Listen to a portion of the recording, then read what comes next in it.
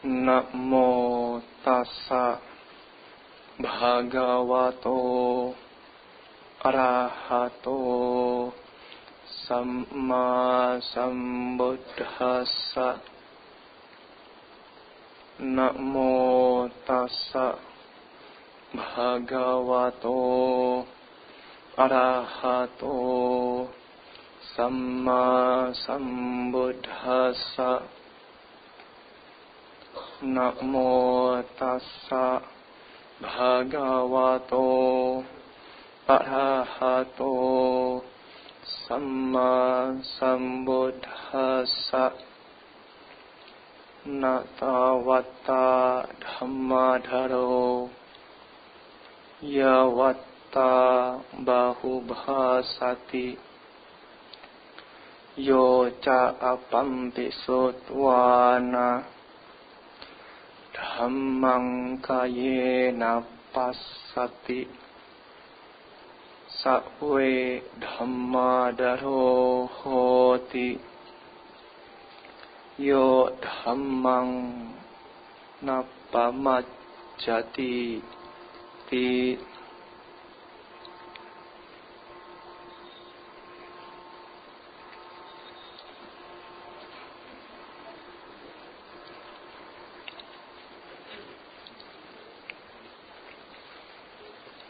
Romo Ramani Pandita yang saya hormati, pemimpin kebaktian yang saya banggakan, ibu, bapak, saudara-saudari sedama yang berbahagia. Hari ini tepat tanggal 1 Mei. Sebagian orang memperingati kemerdekaan, hak-hak industrial, atau yang biasa kita kenal dengan istilah May Day, ya. Seperti yang kita tahu, ya, 1 Mei ya identik dengan Hari Buruh Internasional. Dan 1 Mei juga banyak dirayakan oleh negara-negara di dunia, termasuk Indonesia. Sejak tahun 2014 yang lalu, pemerintah Indonesia telah menetapkan Hari Buruh Internasional sebagai hari libur nasional. Jadi pada tanggal 1 Mei ya kita libur, ya kan. Kebetulan ini juga hari Minggu. Jadi ya, sayang sekali juga ya. Tapi tidak apa. Berkumpul di wihara ya Dhamma Caka ini juga merupakan sebuah berkah. Apalagi ya saya melihat banyak berita ya, isu-isu yang berkembang di media massa atau media sosial. Ada beberapa titik ya di mana banyak orang berunjuk rasa. Tapi sepertinya saya lihat di kondisi di lingkungan sekitar ini tidak terlihat ya demonstrasi atau unjuk rasa seperti itu. Mungkin kalau kita menengok sejenak di kawasan Senayan ya atau Jakarta Pusat ya ada ya demo-demo unjuk rasa ya, para buruh bekerja ya, mereka berunjuk rasa, demonstrasi menuntut hak-haknya. Jadi ya setiap tanggal 1 Mei kita selalu melihat di mana-mana banyak ya serikat pekerja menyampaikan aspirasi. kepada pemerintah ataupun pemimpin perusahaan tempat di mana mereka bekerja.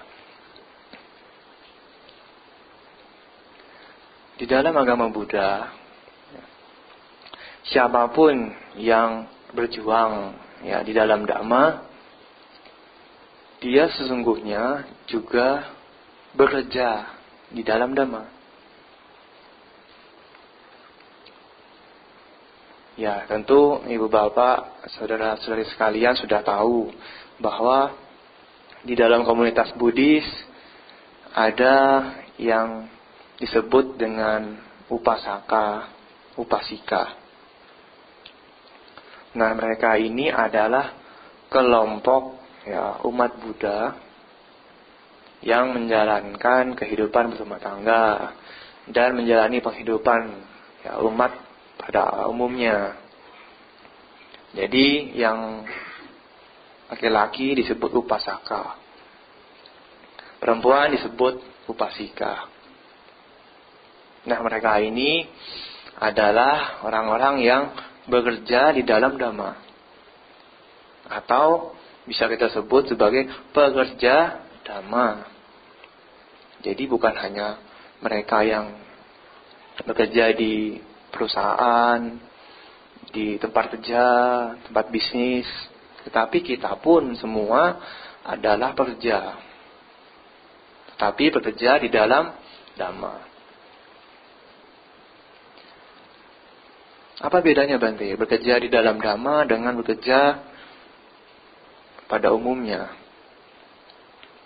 Ya, kalau kita bekerja di perusahaan atau mungkin menjalankan bisnis, usaha,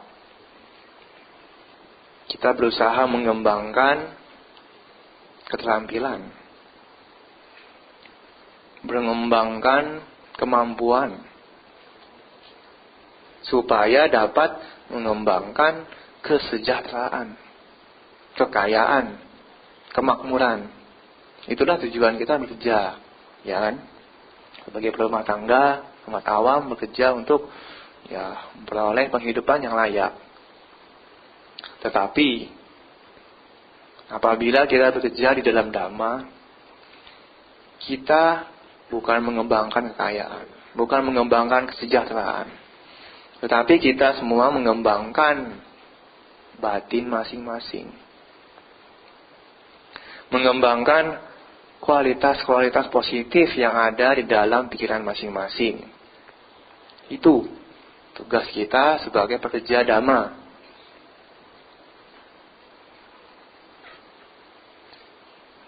Nah, itu pula adalah kewajiban kita semua untuk menjaga kelangsungan dhamma. Menjadi upasaka, upasika, biasanya diawali dengan menyatakan perlindungan kepada Buddha, Dhamma, dan Sangha, atau biasa disingkat dengan Tiratana, 3 permata. Sang Buddha, ajarannya, Dhamma, dan juga murid-muridnya, Sangha. Ya, pada umumnya umat Buddha melakukan wisudi upasaka upasika. Ya kan, sebelum menjadi upasaka upasika, ada upacara wisudi. Nah, itu untuk menyatakan tekadnya, untuk menyatakan kesungguhannya terhadap Tiratana, Sang Buddha, Dhamma, dan Sangha. Ibu, bapak, dan saudara, berlindung kepada Tiratana, Buddha, Dhamma, dan Sangha, bukan berarti kita hanya sekedar datang ke wihara, membacakan parita, mungkin memiliki altar yang indah dengan patung Sang Buddha yang megah, melafalkan parita suci, sutta, gata, lalu bernama Sara di patung Sang Buddha. Ya, memang semua itu adalah hal-hal yang baik. Dan sangat membantu dalam meningkatkan keyakinan kita.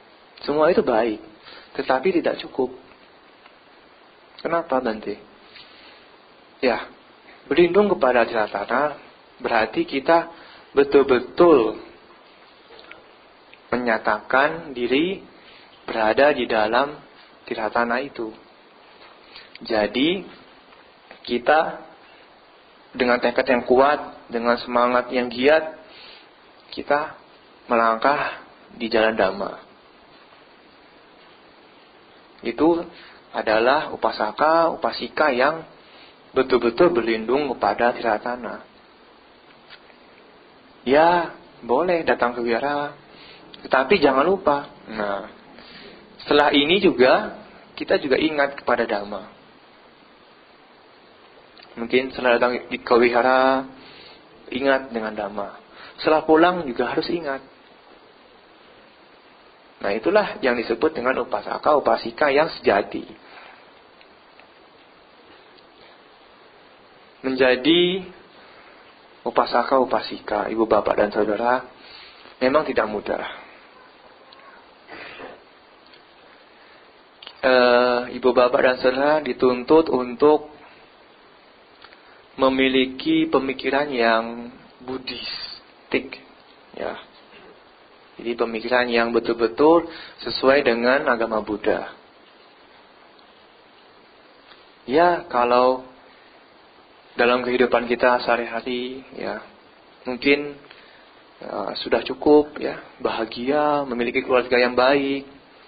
Ya, tentu kita bisa mudah menjadi umat Buddha. Tetapi kalau dalam kehidupan kita banyak terjadi masalah,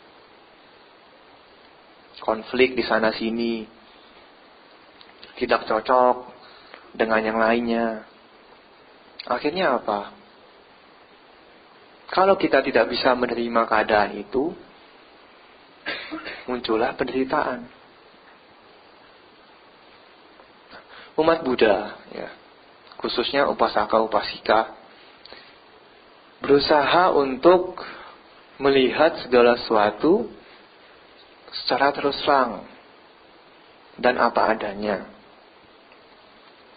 Ya, kalau kita lagi happy, kita lagi bahagia, ya nikmatilah itu. Tetapi tidak melekat. Kenapa? Karena kebahagiaan itu, ya, tidak akan bertahan lama. Tidak kekal adanya. Ya, mungkin hari ini kita bisa bahagia, tapi besok belum tentu. Berubah lagi.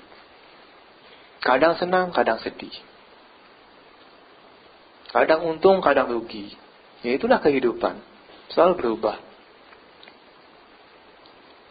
Nah, kalau kita bisa melihat, oh, keadaan-keadaan yang menyedihkan itu pun akan berubah.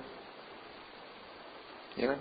Tidak ada orang yang selama hidupnya itu menderita selalu atau sedih selalu setiap hari, kan? Tidak ada juga orang yang setiap harinya bahagia. Tentu ada waktunya, kadang senang, ya, kadang sedih. Senang lagi, sedih lagi. Itu terus silih berganti. Nah, kalau kita bisa menerima keadaan yang tidak menyenangkan itu, tidak menolak apa yang tidak kita sukai, tidak ada penderitaan. Sebaliknya, kalau kita juga tidak melekat terhadap apa yang menyenangkan, itu pun juga tidak akan muncul penderitaan. Nah, di sini upasaka upasika, ya, sebagai pekerja dhamma tadi, memiliki kewajiban untuk mengubah pola pikirnya, mengubah cara pandangnya terhadap kehidupan. Di dalam Milinda Panha, ya, Milinda Panha ini adalah salah satu kitab menurut satu tradisi, ya, salah satu kitab dari Kudaka Nikaya. Nah, tentu, ya, mungkin sebagian sudah tahu bahwa Kudaka Nikaya itu adalah nikaya kelima dari Sutta Pitaka. Jadi kitab Milinda Panha ya, ini adalah bagian dari Sutta Pitaka, khotbah-khotbah Sang Buddha. Tetapi pada hari ini khusus di Milinda Panha itu adalah tanya jawab, diskusi antara seorang biku yang sudah mencapai arahat bernama Biku Nagasena dengan Raja Milinda. Jadi Biku Nagasena ya, diskusi dengan Raja Milinda. Makanya disebut kitabnya Milinda Panha, pertanyaan Raja Milinda. Jadi Raja Milinda ini tanya, dijawab oleh Biku Nagasena. Tanya lagi, dijawab lagi. Tanya lagi, jawab lagi. Diskusi. Nah, salah satu pertanyaan Raja Milinda kepada Arahat Nagasena adalah, apa saja kualitas yang dimiliki oleh upasaka dan upasika? Nah, di dalam Milinda Panha, ya, Arahat Nagasena menjelaskan, ada 10 kualitas batin yang dimiliki oleh upasaka upasika, atau dalam hal ini pekerja dhamma. Yang pertama, berperan sebagai penyokong sangga, baik dalam suka maupun duka. Ya, salah satu kewajiban umat Buddha kepada sangga adalah menyokong kebutuhan para biku sangga. Ada 4 kebutuhan utama biku sangga: jubah, makanan, pakaian, tempat tinggal, dan obat-obatan. Ada 4. Nah, itulah kewajiban upasaka upasika dalam menunjang kehidupan biku sangga. Dalam zaman Sang Buddha ada seorang upasaka bernama Sudatta.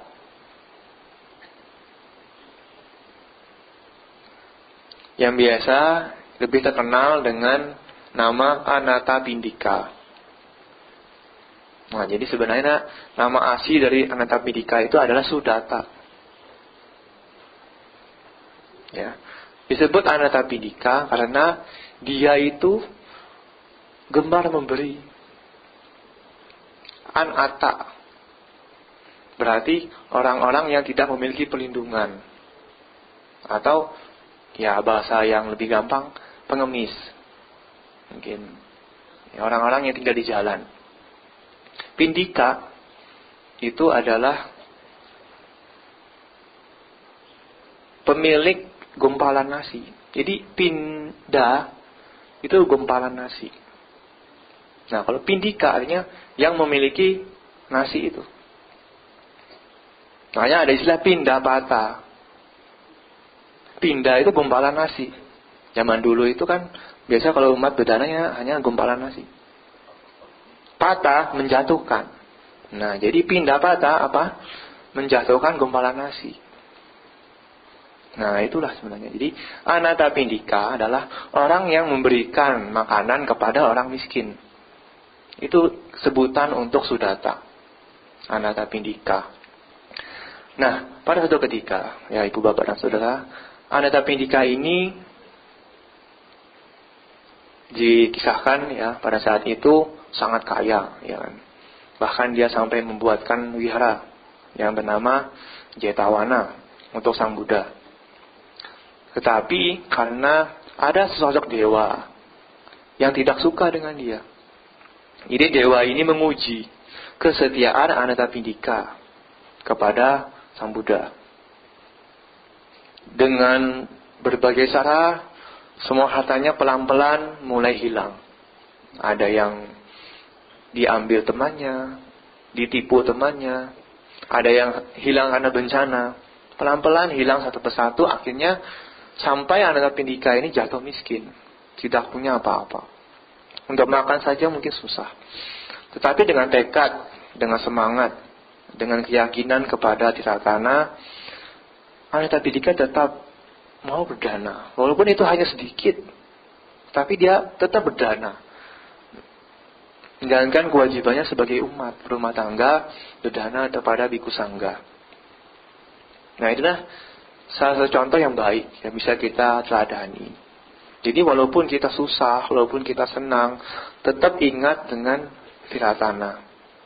Karena Tiratana inilah yang akan melindungi kita. Kebajikan kita itu yang akan bisa melindungi kita dari segala macam masalah. Nah, jadi kewajiban pertama adalah menjadi penyokong sangga. Yang kedua, Ibu Bapak, menjadikan dhamma sebagai pedoman hidup. Menjadikan dhamma sebagai the way of life. Ya, jalan hidup kita.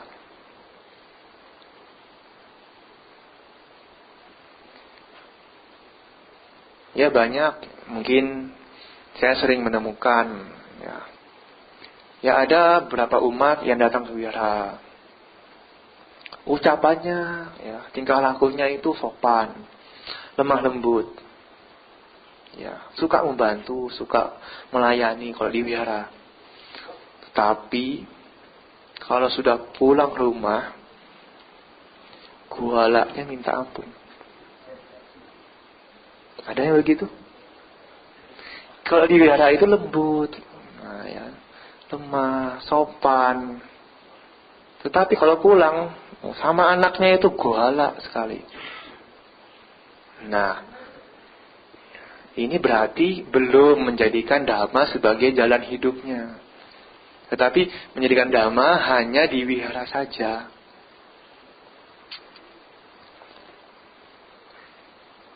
Ya, orang yang memiliki dhamma sebagai pedoman hidupnya, dia akan berusaha membangkitkan kebiasaan-kebiasaan yang baik.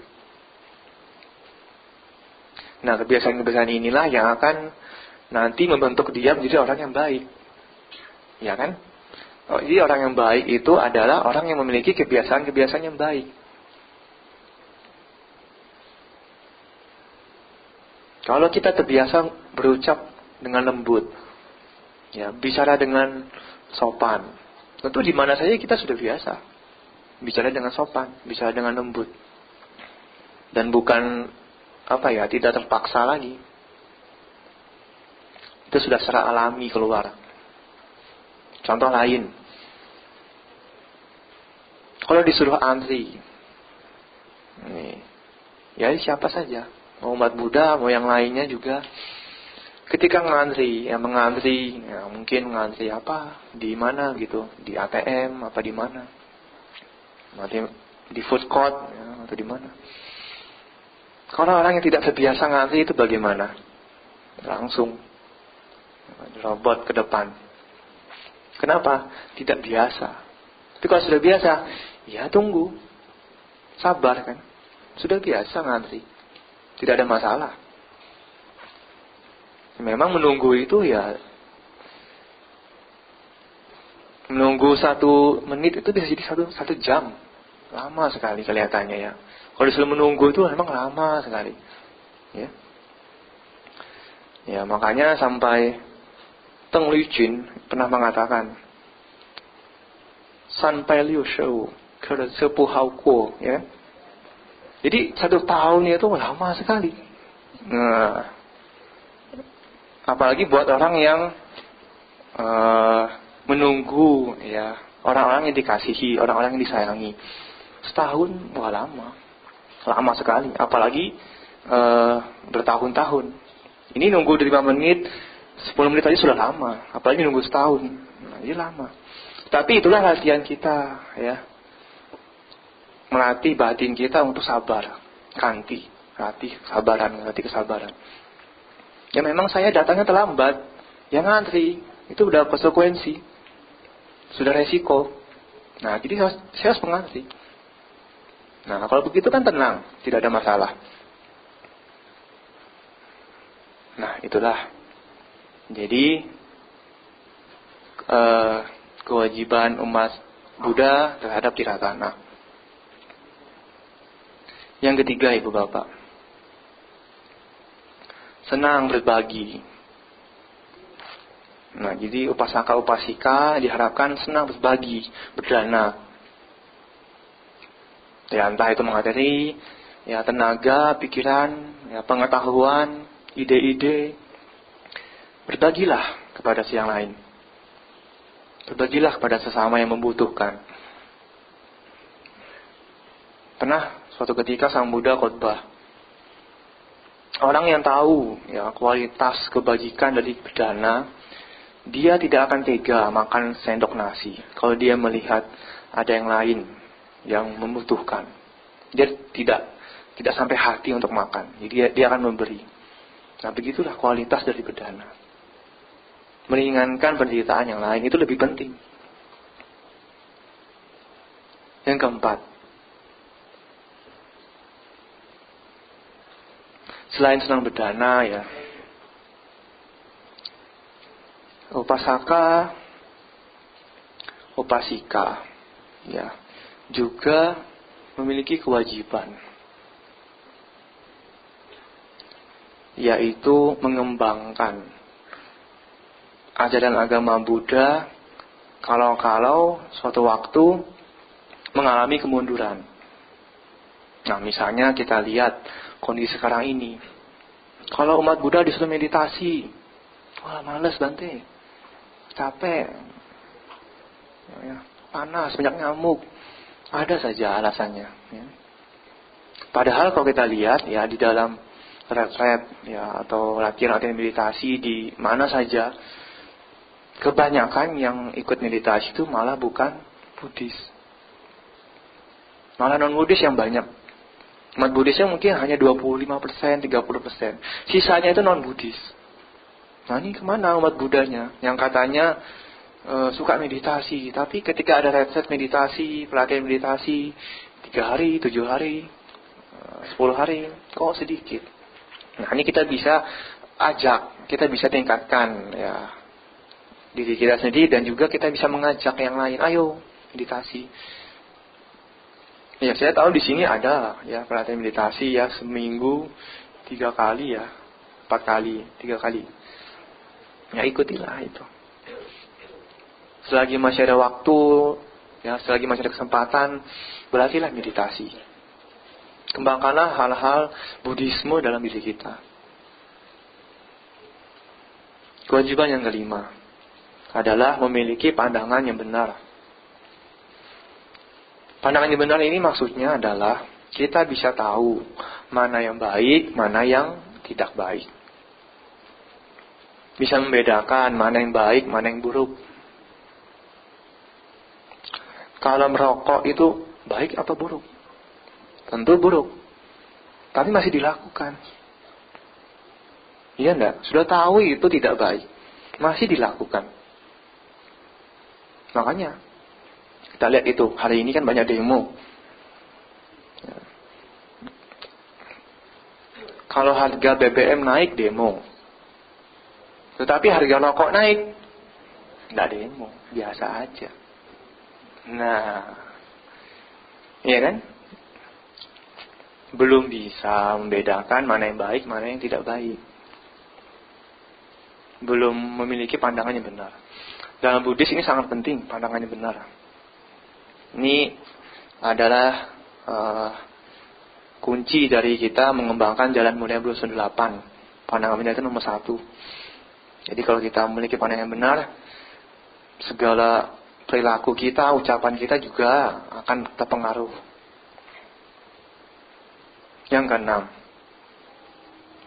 setiap umat Buddha itu yang betul-betul yakin terhadap Tiratana tidak akan mencari guru yang lain.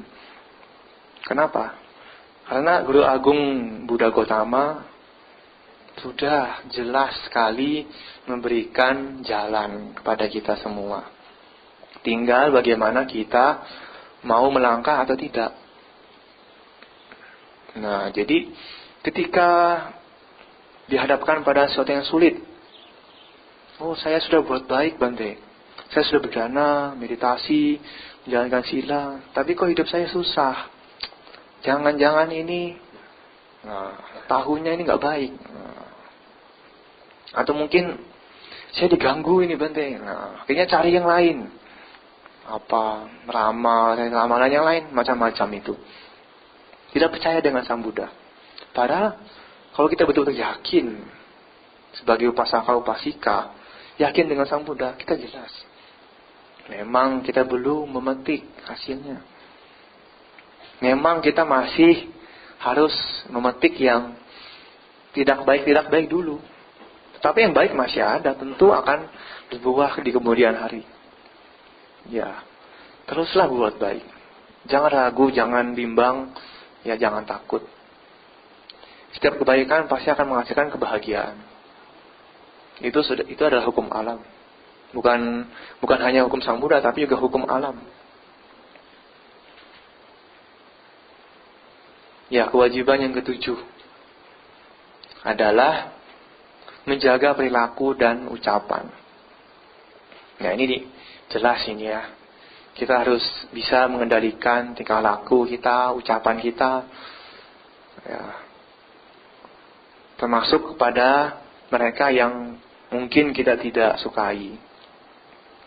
Seperti misalnya kalau di dalam pekerjaan, ada teman kerja yang kita benci. Wah, saya nggak suka dengan dia. Lalu bagaimana? Mulai diganggu. Mungkin kerjaannya itu kita ganggu. Ya, kita berusaha untuk menghilangkan keberhasilannya. Atau mungkin kita juga fitnah. Ya, itu jangan-jangan dia ini dekat sama bos misalnya. Jadi fitnah muncullah. Mungkin juga penipuan muncullah, pencurian juga muncul. Akhirnya apa? Tingkah laku dan ucapannya tidak terjaga dengan baik. Nah, ini harus kita hati-hati. Orang yang menjalankan usaha juga sama. Biasanya itu kepada saingan. Ya, saingan bisnis. Nah, dia kok sukses, saya belum. Jangan-jangan ini, saya mau gangguin ini. Supaya pelanggannya nggak kesana. Gimana caranya? Nah, itu sudah tidak bisa mengendalikan.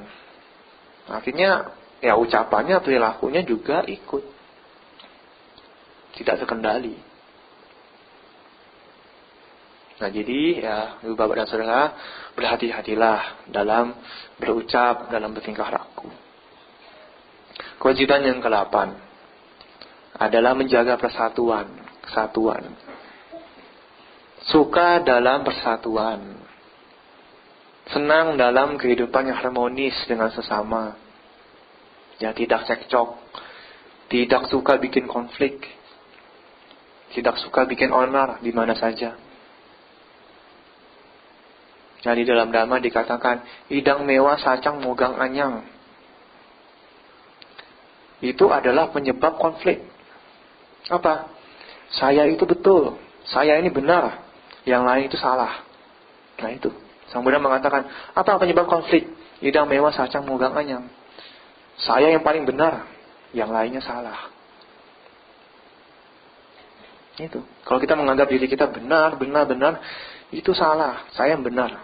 Itu sudah kita menumbuhkan benih-benih konflik itu. Jadi bagaimana Bante? Ya, seorang bisa benar, bisa salah. Saya bisa salah, bisa juga benar. Dia juga bisa salah, bisa benar juga. Jadi kita bisa menerima keadaan yang lain. Bisa menerima pendapat orang lain. Bisa menerima masukan yang lain. Tidak membuat dirinya seolah-olah sudah benar, sudah hebat. Tetapi mau mendengar, mau menerima kritik, saran, pendapat. Bahkan ya bukan hanya umat Buddha dengan umat lain, tapi juga sama umat Buddha pun kadang-kadang bisa terjadi masalah, bisa terjadi percekcokan, ya, konflik. Padahal sama-sama umat Buddha. Kan katanya umat Buddha ini umat yang baik, gitu ya, suka perdamaian, tapi bisa saja terjadi seperti itu. Makanya di bioskop-bioskop ini ada, ya kan, orang baik itu konflik juga, apa?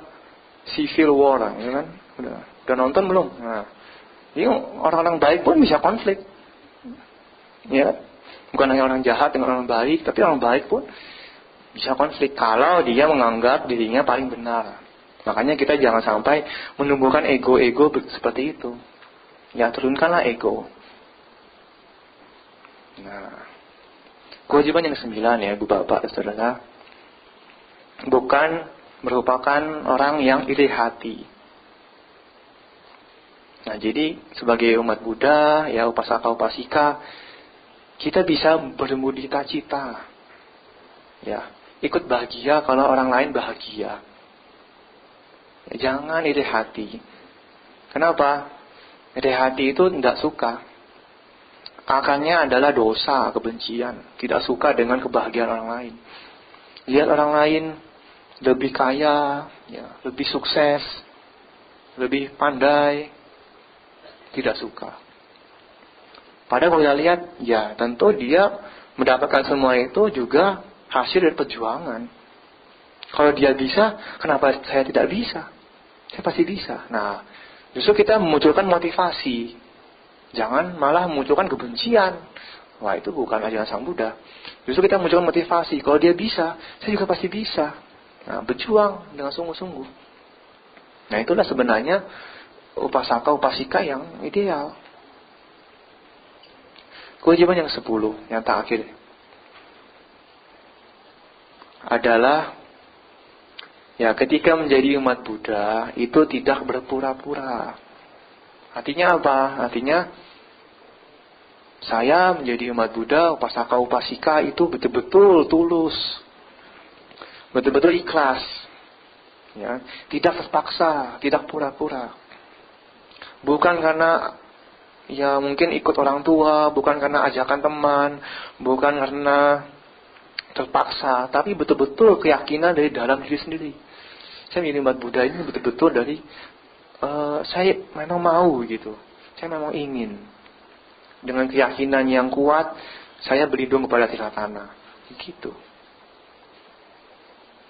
Nah, dengan kualitas-kualitas batin seperti ini, ya kita bisa meningkatkan, ya, kualitas-kualitas batin yang positif dalam diri kita masing-masing. Nah, itu akan bisa membantu kita, bisa mendukung kita dalam mencapai tujuan kita dalam bekerja dalam Dhamma. Apa tujuan kita bekerja dalam Dhamma? Tidak lain dan tidak bukan adalah lenyapnya duka, ya, hilangnya nafsu keinginan, pembebasan sejati, nibbana. Itu sebenarnya adalah tujuan utama kita bekerja dalam Dhamma. Oleh karena itu, sebagai pekerja Dhamma, kita bukan dengan jalan demonstrasi, bukan dengan kerusuhan, unjuk rasa, apalagi sampai melakukan tindakan-tindakan yang anarkis. Tetapi kita berjuang dalam Dhamma dengan landasan kebajikan, dengan landasan kebaikan. Dengan begitu, ya, tujuan itu akan semakin dekat dengan kita. Ya, tujuan pembebasan sejati, nibbana akan semakin dekat dengan kita.